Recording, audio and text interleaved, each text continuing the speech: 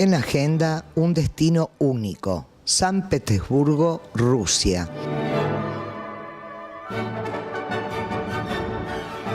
El gran interés de San Petersburgo en el mundo no es casual, quizás porque es una ciudad joven que tiene solo 300 años. Poca cosa para una ciudad, quizás porque aún siendo tan joven, la magnificencia de su aspecto parece una herencia de muchos siglos avalada por la voluptuosidad de su arquitectura. Envuelta en las brumas de invierno o iluminada por el sol de medianoche en verano, espera al visitante una de las ciudades más bonitas del mundo, más cargadas de historia, de tradición y de recuerdos. Durante 3 siglos crecieron varias generaciones, existieron diferentes regímenes políticos y sistemas económicos, pero el espíritu de la ciudad se conserva intacto. San Petersburgo es la ventana rusa abierta a Europa, majestuosa ciudad imperial de Pedro el Grande y la dinastía de los Romanov, donde cada piedra es histórica. San Petersburgo fue fundada por el zar Pedro el Grande con el propósito de deslocalizar la capital y de hecho fue capital de Rusia de 1712 a 1918. Por ello, su ubicación geográfica se le dio el sobrenombre de la ventana a Europa. Petersburgo fue planeada, diseñada, construida y decorada íntegramente por arquitectos e ingenieros de Francia, Italia, Holanda, Inglaterra. Siguiendo la orilla del río se encuentra la fachada del famosísimo Hermitage, antigua residencia de los zares, hoy convertido en uno de los mayores museos del mundo, que encierra en sus salones y vitrinas cerca de 3 millones de obras de arte. Pero San Petersburgo tiene mucho más. Basta vagar a lo largo del canal Moika para toparse con el Palacio de los Príncipes o disfrutar el fenómeno de las famosas noches blancas. A las 12 de la noche podrán seguir gozando de esta preciosa ciudad, de sus canales y paseos, de sus numerosos bares y restaurantes a plena luz del día. Desde acá, desde el Palacio de Catalina la Grande, comenzamos un recorrido por San Petersburgo, Rusia. Luego visitaremos Moscú, las mejores iglesias y, por supuesto, para ustedes todas las imágenes desde acá, desde Rusia.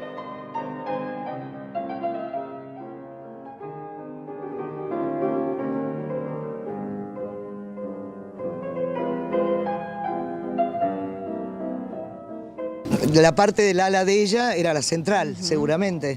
Sí, pues el patio fue decorado por arquitecto italiano Bartolomeo Rastrelli en el estilo barroco. ¿Cuánto tiempo ella vivió? La grande murió en la edad de 60 y pico años. Ah, vivió mucho. Y en aquel entonces, más vieja se hacía Catalina, más jóvenes se hacían sus amantes. Fue una ya tendencia. Ah, los cortesanos. Sí.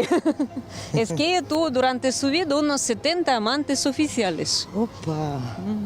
Es que su marido, ella ordenó matar.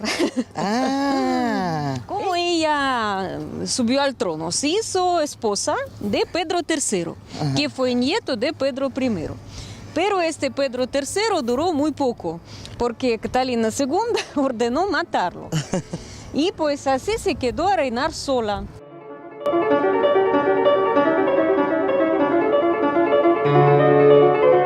Y aquí nos encontramos en la escalera principal del palacio, que es la escalera de gala.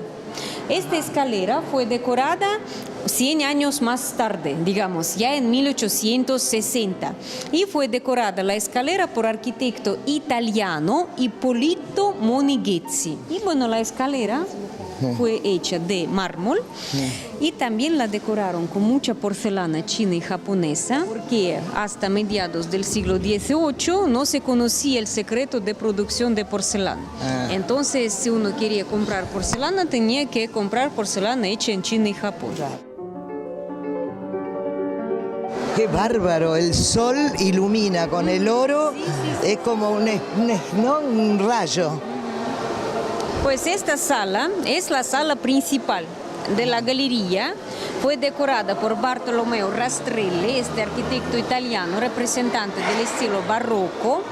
Y es el salón de baile, la sala que se usaba para todas las fiestas. La sala tiene la superficie de 850 metros cuadrados. Y bueno, se usa hasta ahora como salón de fiestas, Claro. porque a veces el palacio lo utiliza para las reuniones oficiales, fiestas de gobierno, porque este palacio sufrió muchísimo en la época de la Segunda Guerra Mundial. Cuando la ciudad nuestra fue sitiada por los alemanes, ellos ocuparon este palacio. Y aquí pasaron 3 años viviendo, muchas cosas del palacio robaron, lo que no podían robar siempre de una manera u otra trataban de destruir. Claro. Este palacio lo quemaron en 1944, o sea, una parte del palacio la quemaron y hasta ahora aquella parte está en obras, está en restauración. Claro, se necesita. Por eso lo que nosotros vemos son los salones restaurados, ya después de la Segunda Guerra Mundial.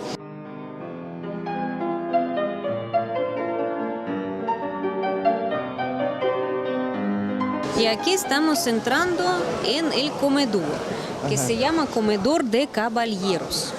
En este comedor se organizaban cenas y almuerzos para los caballeros que recibían órdenes y medallas en el salón principal. Y aquí en la mesa queda el juego de porcelana. ¿Es que auténtico? Es auténtico, sí. Se llama ese juego Juego de Órdenes y Medallas. Fue hecho en la fábrica de porcelana aquí en San Petersburgo. Y es auténtico, conservado, porque aquí en el palacio, en verano de 1941, tuvo lugar la evacuación de los objetos de porcelana, de bronce, de muebles, y por eso todos los objetos que vemos conservaron. ahora sí son los objetos auténticos, qué conservados, guardados durante la evacuación. Bueno, este es el banquete oficial. Sí, es el comedor de gala blanco, que está decorado con las pinturas que son obras de pintor animalista holandés Groot. Y aquí en la mesa queda el juego de porcelana, también auténtico del palacio, con los platos muy simpáticos con frutas, que son de porcelana también. Es que a los zares les gustaba mucho esta broma. Cuando los invitados estaban ya bajo un cierto grado de alcohol, entraban los camareros con estos platos. Alguien quería comer una frutita y no podía hacerlo porque son todas de porcelana y además pegadas una a otra. Y aquí estamos entrando en la sala que se llama Sala con Pilastras Rojas, diseñada también por Bartolomeo Rastrelli. Para adornar el salón, él puso las hojas de plata de color rojo y decoró estas pilastras con cristal y tallado de madera dorado. Esto sería una sala de juegos o Sí, es escritorio. salón de juego. Salón de juego es donde jugaban a cartas, jugaban al ajedrez. Sí, aquí vemos este ajedrez del siglo XVIII, chino. Es de coral y de marfil, sí, sí. se ve. Y tiene la tabla muy bonita decorada con la incrustación de nácar. Y pues es la sala que se llama sala de retratos. Aquí tenemos los retratos de las dueñas de este palacio en diferentes épocas. Aquí, por ejemplo, a la derecha, Sí. el retrato de Catalina I, que fue la primera dueña de la residencia, esposa de Pedro el Grande. Enfrente queda el retrato de su hija, emperatriz Isabel. Y del lado derecho queda el retrato de Catalina II, Catalina la Grande. La grande. La Grande. Y entonces es el Salón de Ámbar, famosísimo Salón de Ámbar, pero es Salón de Ámbar rehecho, porque la sala auténtica se perdió. La historia de la Sala de Ámbar comenzó en la época de reinado del emperador Pedro el Grande, cuando Pedro I recibió un regalo diplomático, recibió los paneles hechos de ámbar.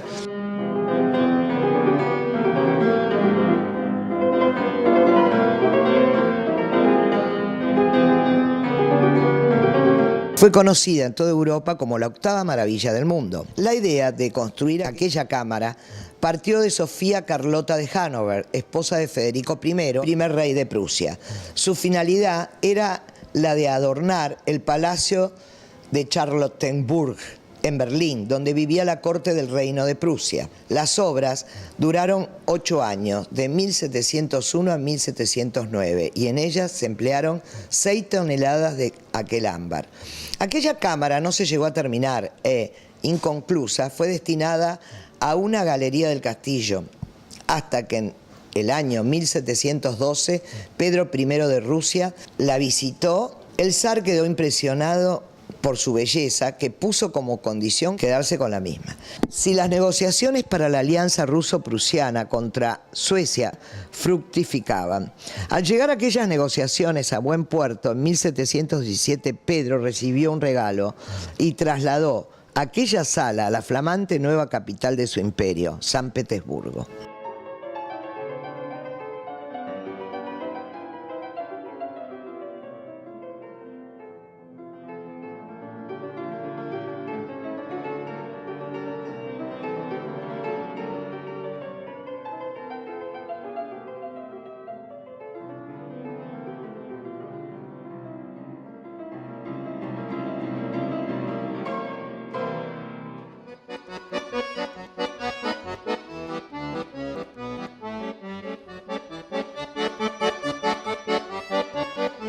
Durante 3 siglos de crecimiento y desarrollo impetuoso, pasando por inesperados viajes históricos y siempre escogiendo su propio camino, San Petersburgo se ha formado como una ciudad eterna, inconfundible por su belleza y su armonía. San Petersburgo ha conservado en su aspecto moderno las huellas de muchas épocas históricas.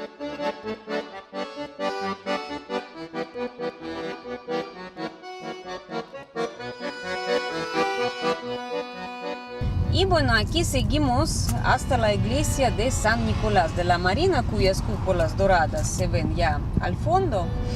Esta iglesia es una de las iglesias ortodoxas de San Petersburgo. Fue construida a mediados del siglo XVIII, o sea, de 1750 y algo. Y como fue construido el templo en la época barroca, las fachadas de la iglesia nos recuerdan más las fachadas de algún palacio y no del templo. Así, de esta manera, los arquitectos trataban de dar un poquito de alegría a la ciudad, porque la ciudad siempre tenía el cielo así gris, nublado. Sí, el celeste era un color del Mediterráneo, ¿te acordás? Algunas de las joyas más bellas de la realeza son el legado ruso y se encuentra como parte del tesoro imperial. Estas son las joyas que se encontraron al caer el imperio ruso. Corona de esmeralda y diamantes realizada para la emperatriz Alejandra Feodorovna hacia 1900. Formada por grandes esmeraldas, un capuchón, la central en forma de terrón de azúcar de más de 23 quilates y diamantes de Sudáfrica montados en plata y oro.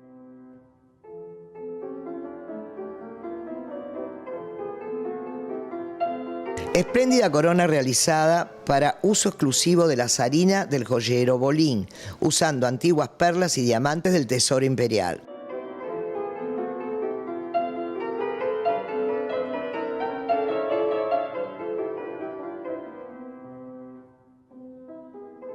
Corona de diamantes creada en 1840 para ser usada exclusivamente en las bodas a partir de una guirnalda de diamantes del siglo XVIII. Las novias lucían rivieres y el gran collar de diamantes, unos impresionantes pendientes y la tiara de diamantes que recibe el nombre de Pablo I, de 13 quilates.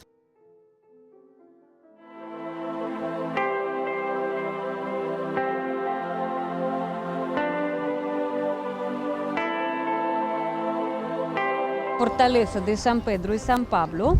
El edificio más importante es la Catedral de San Pedro y San Pablo, que ahora vamos a visitar. Es el panteón de los zares rusos. Ahí adentro veremos las tumbas de los zares, comenzando con Pedro, terminando con los últimos.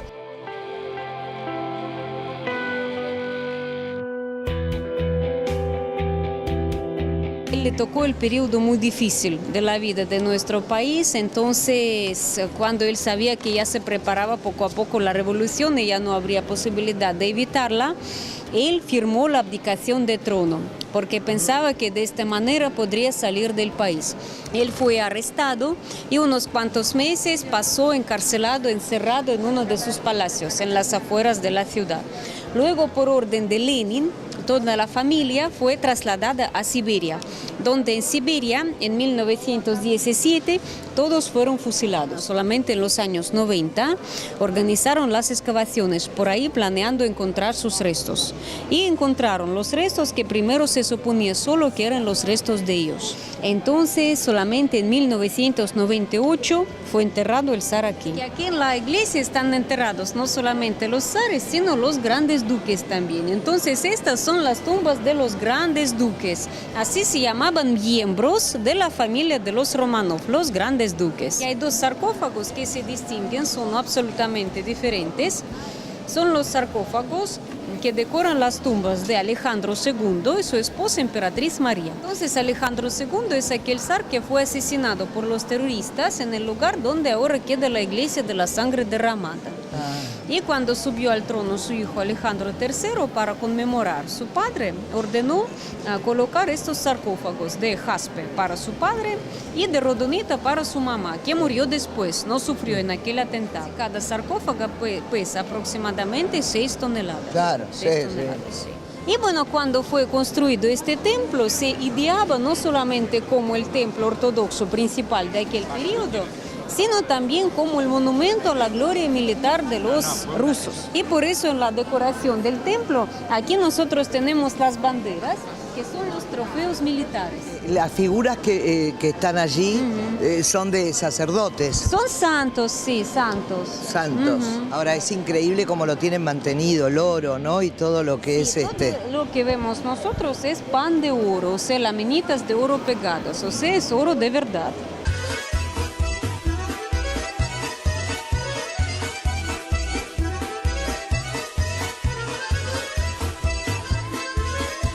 No es casual que a San Petersburgo le llamen a menudo el museo al aire libre, construida tomando en cuenta los logros más nuevos de la arquitectura europea. La ciudad sobre el Neva atrae por su asombrosa armonía y originalidad.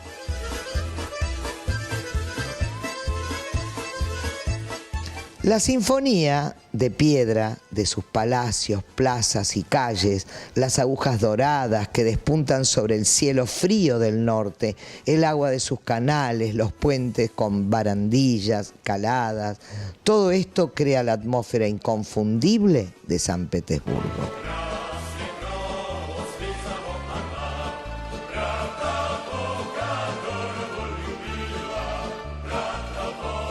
Que es la puerta. Es la plaza principal del centro histórico de San Petersburgo. El edificio este amarillo con la fachada tan larga antes pertenecía al Estado Mayor General de Guardia Rusa.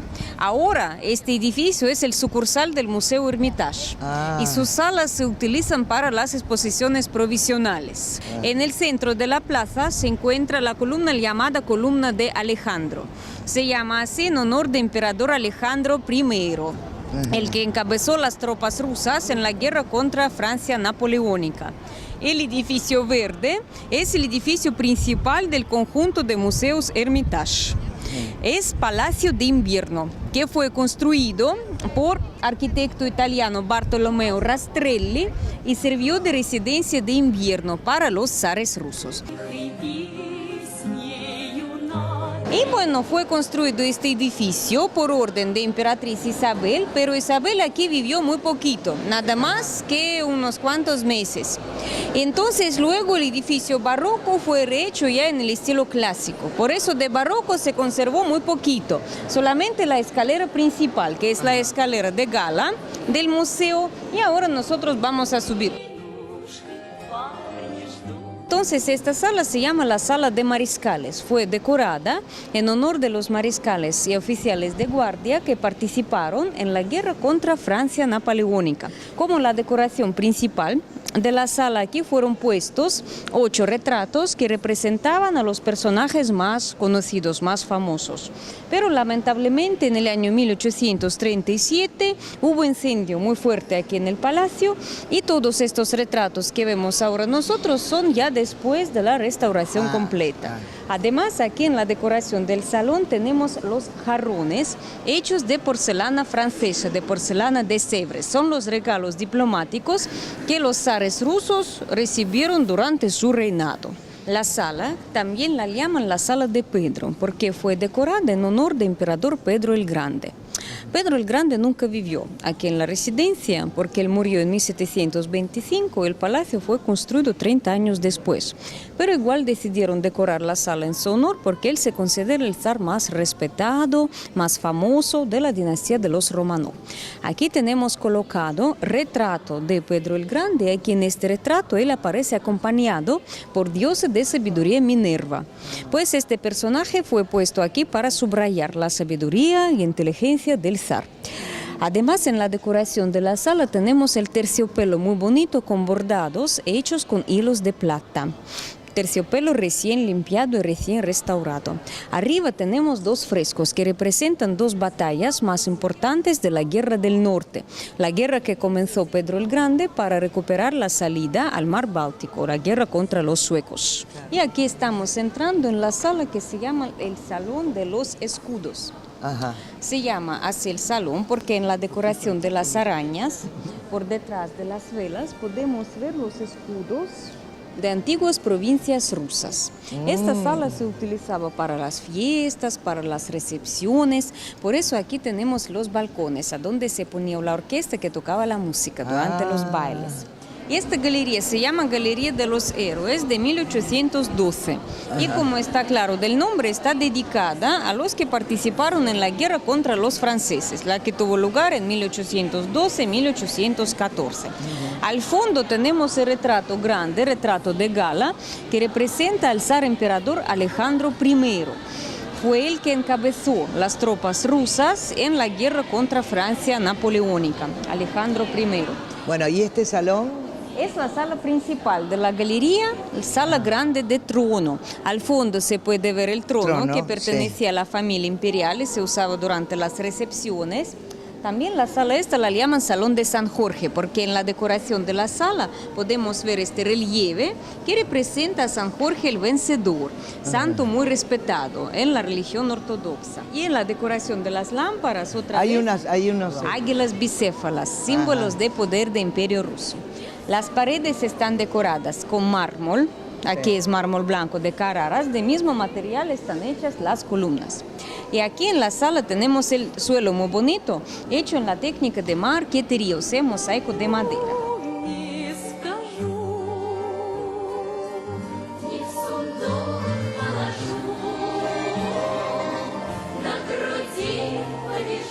Y aquí se ve mejor que hemos dejado el edificio de Palacio de Invierno. Sí. Y estamos ya en el segundo edificio del conjunto, que es el pequeño Hermitage, que es salón de pabellón. La decoración de la época de Catalina II no se conservó. La decoración que vemos ahora ya es de la época del siglo XIX, hecha por arquitecto alemán Stackenschneider, representante del estilo ecléctico, o sea, mixto.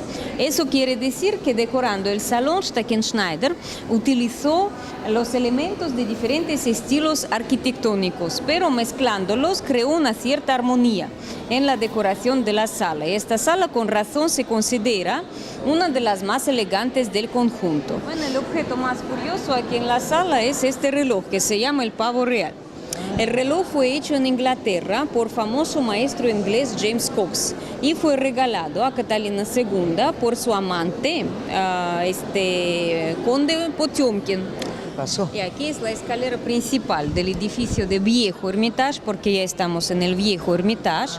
Es la escalera que se llama escalera de consejos. Se llama así porque antes, abajo, aquí se encontraba el despacho de los consejeros, de los emperadores.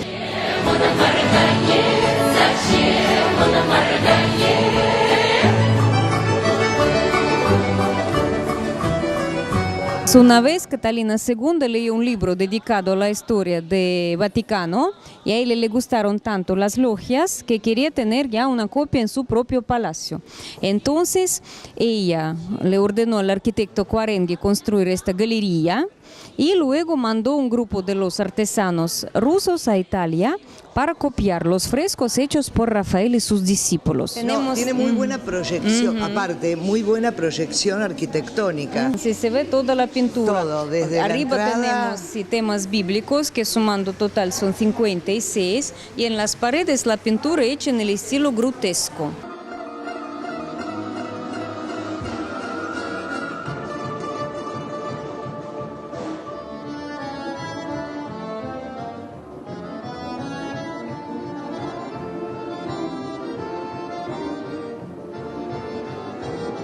Es increíble poder estar con alguien que sabe tanto, que le gusta, que ama. Ella nació en San Petersburgo. Sí, nací aquí en San Petersburgo. Y bueno, has tenido